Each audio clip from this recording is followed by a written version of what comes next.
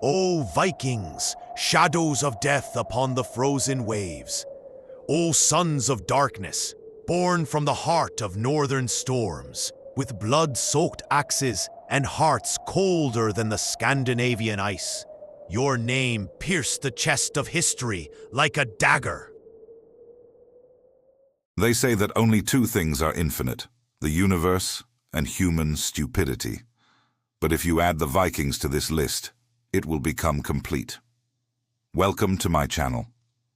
And today we'll find out why the Vikings chained their wives to chariots like horses, how they attacked using catapults and slingshots, and what kind of greeting the Vikings used instead of saying hi. You are in for a real surprise. The attack. In 793 AD, the Vikings made a devastating raid on the monastery of Lindisfarne. They killed or captured almost everyone there. There were also women among the victims. The warriors took some of them captive and most likely killed the rest. This is one of the first written sources telling about the Vikings. It was written by an anonymous monk who survived the attack. He called the Vikings a northern race of people who lived far away across the sea. These barbarians went on a rampage throughout Europe for 200 years. No one was safe from them, not even the most powerful kings. The Vikings reached the Byzantine Empire, northern Africa, France, England, and even North America. It seems that their attacks were completely unorganized and aimless. However, it was just an illusion. In reality, the Vikings had a strategy, and it was quite effective. In fact, during the golden age of piracy, the Vikings raided so successfully that they became the most feared navy in Europe. From the ashes of scorched lands you arose, from Denmark, Norway, and Sweden, like ravenous wolves, with eyes red from fury and hands heavy with blood. Lords of terror, with axe and sword, ye turned cities into ashes and hopes into cries of despair. No kingdom, no wall was spared from your blade. In total, the Vikings consisted of 3 Scandinavian kingdoms: Denmark, Norway, and Sweden. Each of them had its own king. At the same time, the Vikings weren't united under one leader. That's why the raids were led by chieftains, jarls, who enjoyed great respect and authority in their community. A chieftain could lead up to 20 longships at once. It wasn't easy to become a chieftain, though. Before gaining the title, he had to prove himself to be brave and strong in battle. Only after that could he claim tribute from other members of the community and demand obedience from fellow warriors. Most often, the Vikings attacked monasteries first. It was easy to do because monks didn't fight back. Moreover, monasteries were usually very wealthy establishments. There was plenty to plunder, so the Vikings got rich quickly. After that, they moved on to major cities. The Vikings didn't have too much experience fighting in sieges, so they didn't attack fortified places unless they had a very good reason for that. If a city refused to surrender after the siege, the Vikings resorted to cunning. For example, they dug tunnels under the walls and flooded the city with water. Another option was to build a dam nearby and wait until the river overflowed. Then the Vikings broke into the town through the breach in the wall and took everything they could carry away. O sailors of darkness, masters of wind and wave, your ships, like phantoms, emerged from the mist, striking the enemy unawares, razing cities, and before dawn, vanishing like shadows into the heart of the sea. Egbert in Mercia laughed, Charles in Paris despaired, and ye, with hostages and silver, disappeared like spirits. War. The Vikings were excellent sailors. They knew all the winds and currents of the seas around Scandinavia. They sailed confidently both along the coast and across the open sea. Thanks to these skills, the Vikings were able to attack their enemies unexpectedly. They could appear behind the enemy lines, capture the city, and sail away before the army of the kingdom could react. When the Vikings invaded England in 865, King Egbert was celebrating Christmas in the city of Mercy. When his courtiers told him about the invasion, he just laughed. He thought it was a joke. Meanwhile, Viking warriors looted the city. By the time the king realized what was going on, the invaders had already left. The same thing happened to northern France. In 859, Viking warriors appeared in the Seine River. The Frankish king Charles the Bald was celebrating Christmas in Paris.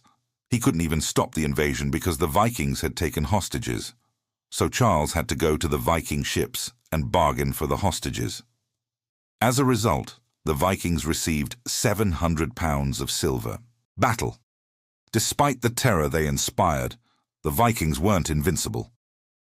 They suffered defeats. It happened when they tried to invade England in the 8th century.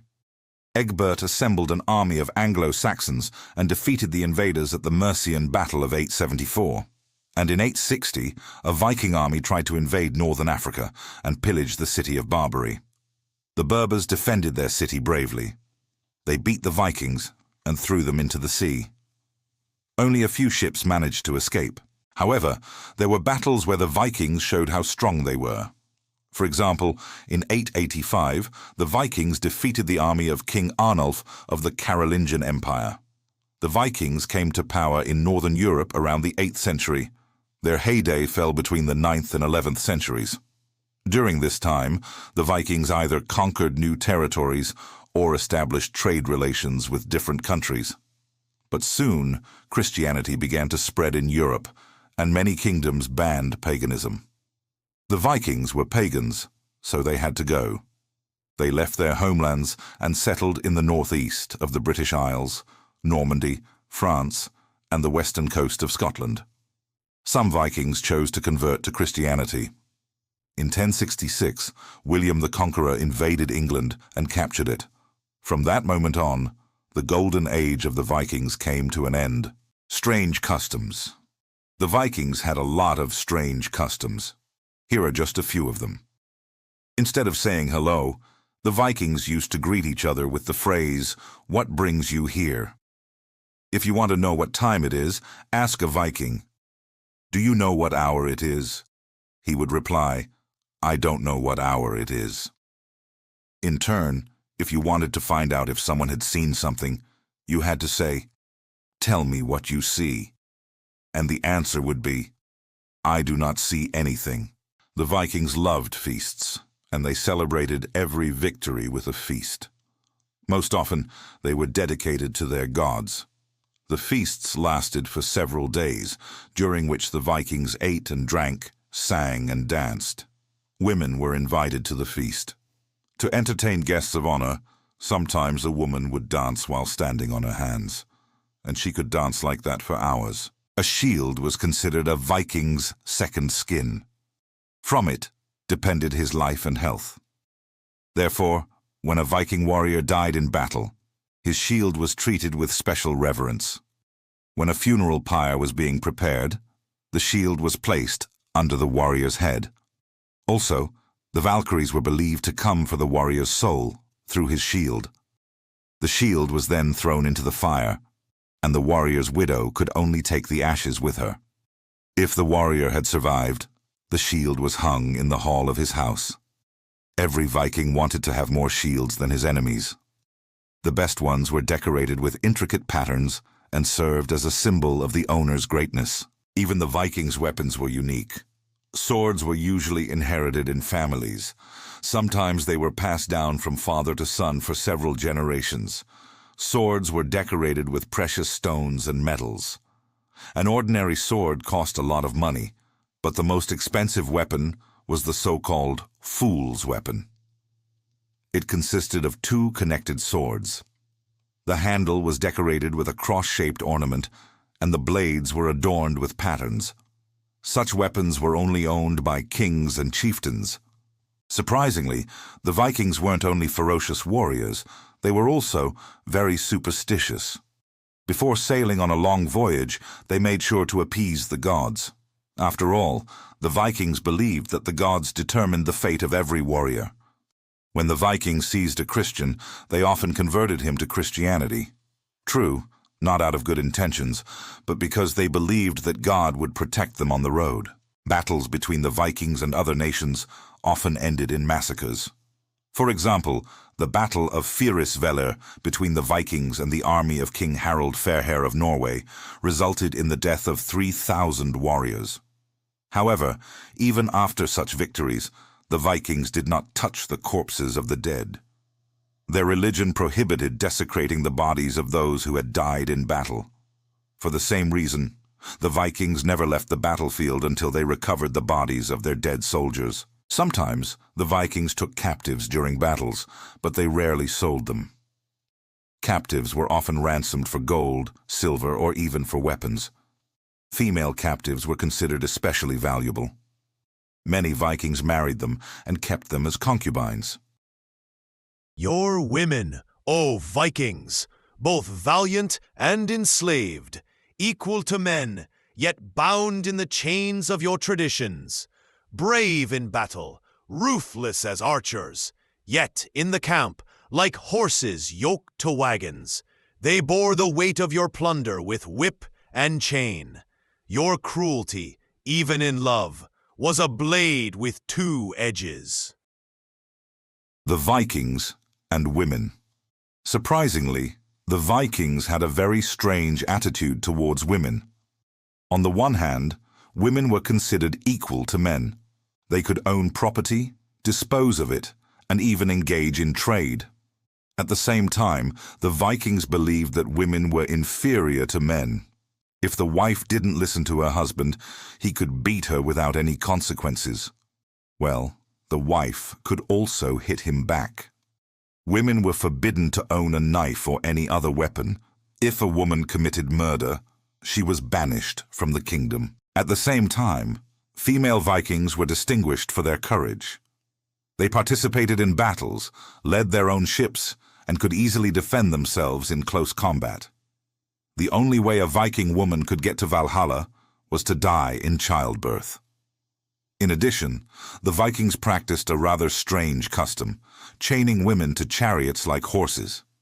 It may seem crazy, but the warriors really did that. In the 10th century, a French monk described the custom of the Danes. During the war, the men went to battle, and the women stayed in the camp, taking care of the cattle.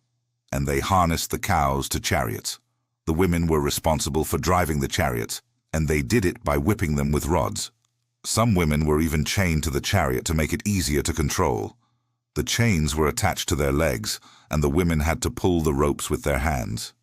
It may seem cruel, but that's how it was. In general, the Vikings were a nation of warriors who traveled all over the world. They fought against other nations, explored distant lands, and founded entire colonies. They had strange customs and traditions, but they were undoubtedly one of the most remarkable nations in history.